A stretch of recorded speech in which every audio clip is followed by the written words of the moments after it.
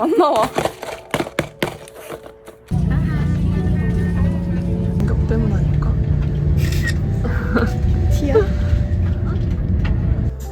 소연님 방문해주셔서 감사합니다. 빵빵빵 빠바바.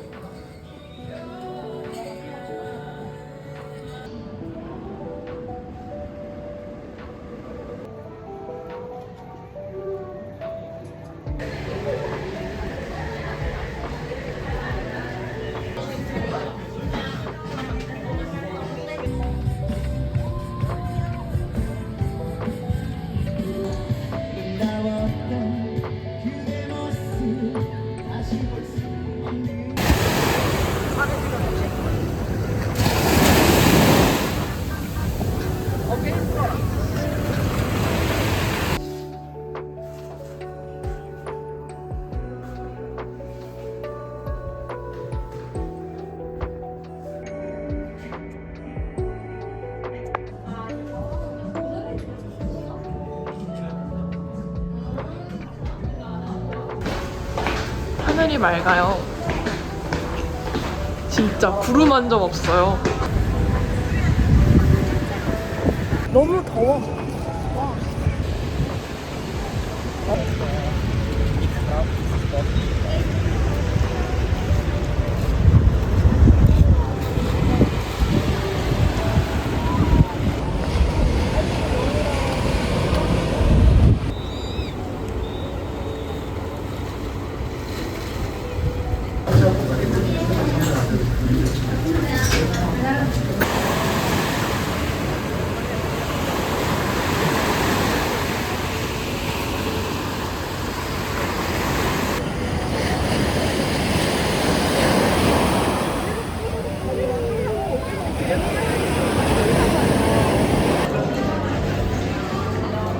개 배고파.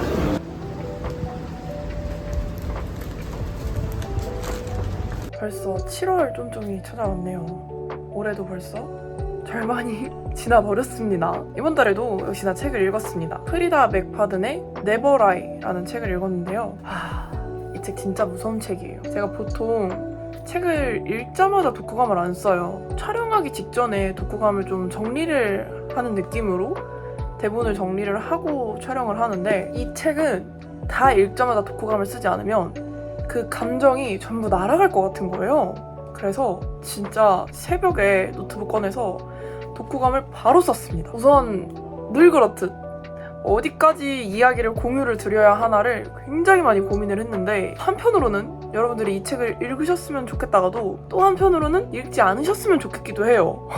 이거는 여러분들의 판단에 맡겨야겠다라고 생각을 해가지고 제가 이 책을 고르게 된 그런 릴스가 한 편 있어요. 그 릴스를 더보기란에 정리를 해두었으니까 혹시 이 책을 읽어보시고 싶다 하시면 그 릴스를 확인을 하시고요. 책의 결말을 알아도 괜찮다 라고 생각하시는 분들만 계속 신청을 한다고 가정을 하고 줄거리를 요약을 해볼게요. 일단 이 책에는 등장인물들이 생각보다 좀 많아요. 이제 그 중에서 주요 화자는 트리샤와 에이드리언, 이렇게 두 명이고, 화자 중 한 명인 트리샤가 이선이라는 남자를 만난 지 1년이 채 안 돼서 결혼을 했고, 신혼 9개월 차에 이제 이사할 집을 보러 다니면서 이야기가 시작이 돼요. 엄청 외진 곳에, 진짜 와이파이도 터지지 않는 외진 곳에 2층짜리 대저택을 발견을 하는데, 그리고 그 집 안에서 고립이 됩니다. 눈이 너무 많이 와서. 아내인 트리샤는 자꾸 이 집에 누군가 살고 있는 것 같다, 이선한테 계속 집을 좀 살펴보자고 해요. 근데 이선은 와이프가 좀 불안해하니까 같이 이제 집을 탐색을 해주는데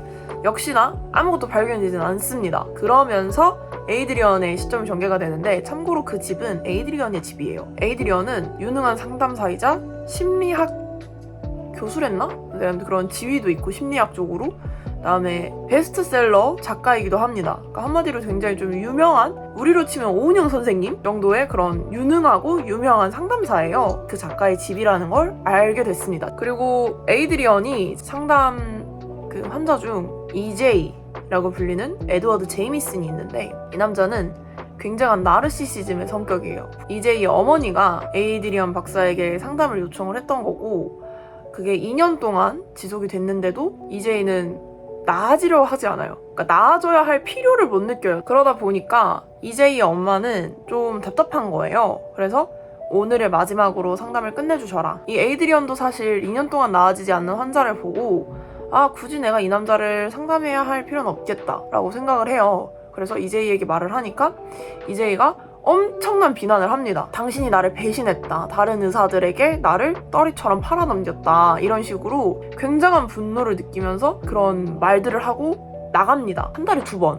수요일인가 목요일인가에 무료 클리닉 센터에 방문을 합니다. 약간 일종의 재능 기부 형식으로 돈은 없지만 심리적인 트라우마가 너무 심한 사람들을 대상으로 무료 클리닉을 진행을 하는데 이제 간당간당하게 이제 여기다가 주차를 하면 딱 그 시간에 맞출 수 있겠다 싶은데 갑자기 스포츠카가 자기 주차 자리를 뺏어버려요. 상담에는 결국 늦지 않았고 상담도 잘 끝났지만 에이드리언이 느끼기에 그게 좀 열받았었나봐요. 그 스포츠카에게 스포츠카 타이어를 빵꾸내요. 근데 이제이가 그걸 찍은 거예요. 그러면서 협박을 하죠. 상담을 계속하게 해달라. 아니면 나 이거 영상 유포하겠다. 나의 커리어를 깎아내리는 그 영상이 없어졌으면 좋겠다라고 생각을 해서 상담을 응해줍니다. 이제이의 무료 클리닉 센터의 보안업체 담당이었던 루크라는 남자를 만나게 돼요. 집에 보안시설이 좀 있었으면 좋겠는 거예요. 자기 집에다 그걸 좀 설치를 해줬으면 좋겠다. 자기가 비용 부담이랑 식사 대접을 한번 하겠다. 루크가 흔쾌히 그러면 제가 집으로 가겠다 해서 그걸 설치를 해주고 이제 둘의 관계가 발전이 됩니다. 이제이가 계속 괴롭히는 거죠. 에이드리언을. 상담 더 자주 해달라. 더 오래 해달라. 이런 식으로 계속 이제이가 에이드리언을 괴롭히니까 루크에게 혹시 이제이의 컴퓨터를 해킹을 해서 그 영상을 지워줄 수 있겠냐 라고 요청을 해요. 그랬는데 루크는 안 된다 라고 했는데 에이드리언이 너무 부탁하니까 그럼 자기가 해보겠다 해서 루크의 집에 몰래 들어가서 그 영상을 지웁니다. 근데 문제가 생겼어요.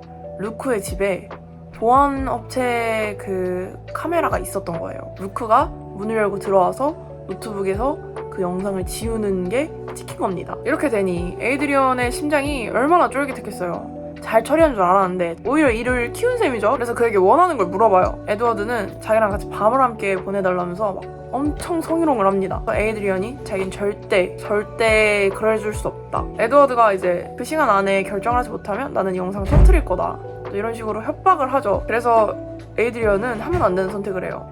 에드워드를 죽이기로 한 거죠. 말랐다고 묘사가 되는 에이드리언이 건장한 성인 남성인 에드워드를 어떻게 죽이려나 했는데 여기서 트리샤가 나와요. 트리샤의 본명은 패트리샤 로튼. 에이드리언의 상담 치료를 받던 환자 중 한 명이었는데 패트리샤의 약혼자 그다음에 단짝 친구 둘 해서 4명이서 오두막으로 1박 2일 여행을 갔는데 저녁에 괴한이 들어와서 패트리샤도 다치고 나머지 3친구는 죽은 거예요. 그래서 패트리샤는 극적으로 구조 요청을 해서 살아남았고 자기만 살아남았다라는 죄책감 그리고 그 범인이 잡히지 않았기 때문에 언젠간 자기를 찾아와서 죽일 거라는 두려움 때문에 에이드리언의 상담을 응했었던 건데 여기서부터가 빅 반전입니다. 에이드리언이 그래요.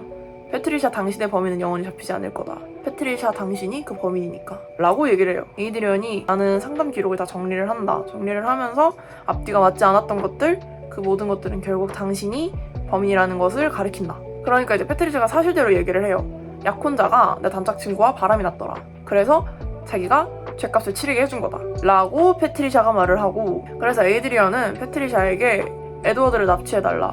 물론 패트리샤가 친구 3명 죽인 범인이라는 걸 빌미로 협박을 한 거죠. 그래서 패트리샤는 순순히 에드워드를 납치해왔고 패트리샤가 사라지고 에드워드랑 둘이 남았는데 상담실 바닥에 밀실에 밀어 넣어버립니다. 그렇게 에이드리언은 사람을 죽여요. 그 뒤로 5개월이 지났고 에이드리언은 잡힐 리가 없는 거죠. 그가 본인과 상담을 한 것도 금전이 오가지 않았기 때문에 심지어 에드워드의 부모님이 돌아가셨기 때문에 에드워드가 상담을 오는 거라는 사실은 아무도 몰랐습니다. 그래서 에이드리언은 여전히 자기의 상담실 밑에 죽은 에드워드의 시체를 넣어놓고 생활을 해요. 5개월 동안. 근데 그 5개월 사이에 루크와 헤어졌었어요. 루크에게 사람을 같이 죽이자고 해서 루크가 잠수를 탄 거였습니다. 현명한 선택이죠. 그러다 5개월 뒤에 기적적으로 클리닉 센터에서 만나요. 그리고 그날 저녁에 먹기로 합니다. 에드워드도 해치웠겠다. 두 번째로 출간한 책도 베스트셀러 8위에 올랐겠다. 자기는 앞날이 창창할 것만 같은 거예요. 그래서 에이드리언은 급하게 일정을 마무리 짓고 집에 왔는데 그 집 앞에는 패트리샤가 기다리고 있었습니다. 그래서 패트리샤가 물어봐요. 얘가 살았는지 죽었는지, 죽었다면 어디에서 죽였고 시신은 어떻게 처리를 했는지 알 수가 없거든요. 가만히 생각해보니까 납치는 패트리샤가 했잖아요. 자신이 에드워드를 데리고 있었다라는 증거가 될 만한 사진들이 있을 수 있잖아요. 그러니까 패트리샤는 불안한 거예요. 그랬더니 에이드리언이 신경 쓰지 않아도 된다. 절대 들킬 일이 없다. 근데 이 대답이 마음에 안 드는 거야. 어디 있는지 좀 알려주고 자기랑 같이 공범으로 확실히 좀 했으면 좋겠는데 에이드리언은 저 집안에 숨어 있잖아요. 그래서 본인이 해결을 하기로 마음먹습니다. 패트리샤는 에이드리언을 그 자리에서 죽이고 본인이 에드워드의 시체를 처리할 생각을 해요. 그래서 에이드리언의 시체를 처리를 하고 왔더니 루크가 이제 약속에서 안 오니까 경찰을 끌고 집에 온 거죠. 그래서 오히려 패트리샤가 그 집을 뒤질 수 없게 돼요. 그러다 에이드리언이 실종된 지 3년이 지나서 매물로 나오게 된 그 집을 보러 가게 된 거고 거기서 고립이 된 거예요. 근데 갑자기 사무실 안에서 쿵 하는 소리가 나고 이선이랑 패트리샤가 들어가 보니까 웬 노숙자가 그 방 안에 있었던 거죠. 패트리샤의 말대로 그 집안에 누군가가 살아서 돌아다니고 있었던 겁니다. 근데 그 노숙자는 사실 루크였어요. 자신이 에이드리언을 죽였다라는 누명을 써서 직장에서도 잘리고 취업도 안 돼서 이 집에 몰래 숨어 있었는데 눈이 너무 와가지고 나갈 수가 없어서 숨어 있었다 라고 솔직하게 말을 합니다. 사람을 한두 번 죽여본 게 아닌 패트리샤, 루크를 결박을 해놓고 둘이 서로의 그런 구린 점을 공유를 하는 거죠. 그래서 이선과 패트리샤는 서로의 살인을 공유하고 루크도 죽이기로 마음을 먹어요. 2살 된 딸아이와 뱃속에 임신한 아이까지 내 식구를 꾸려서 행복하게 살았답니다 하고 이야기가 끝나요. 제가 요약을 해보려고 노력을 했는데 이 정도는 얘기를 해야 이 뒤에서 임팩트가 팍 터지면서 할 수 있어서 제가 어쩔 수 없이 조금 길게 줄거리를 넣었고 제가 좀 고리타분하게도 권선징악을 참 좋아해요. 근데 이 책은 가장 잘못한 사람이 가정을 이루고 아이를 낳아서 행복하게 산다는 걸로 엔딩이 나니까 참 불쾌하더라고요. 그리고 사람은 고쳐 쓰는 게 아니다 라는 걸 느낀 게 패트리샤는 자신의 남편이자 자신이 낳은 그리고 낳을 아이의 아버지인 이선을 보고도 비밀을 지킬 수 없다면 지키게 만들어야지 라고 생각해요. 여기서 지키게 만든다는 건 비밀을 말할 수 없게 만든다는 뜻입니다. 한 명을 죽인 것도 아니고 무려 5, 루크를 제외하고 5을 죽였으니까 연쇄살인범이죠. 그런 그녀가 마지막까지 살아남아서 행복하게 산다? 너무 찝찝해요. 그래서 여러분이 안 읽어보셨으면 좋겠다라고 말씀드린 거였어요.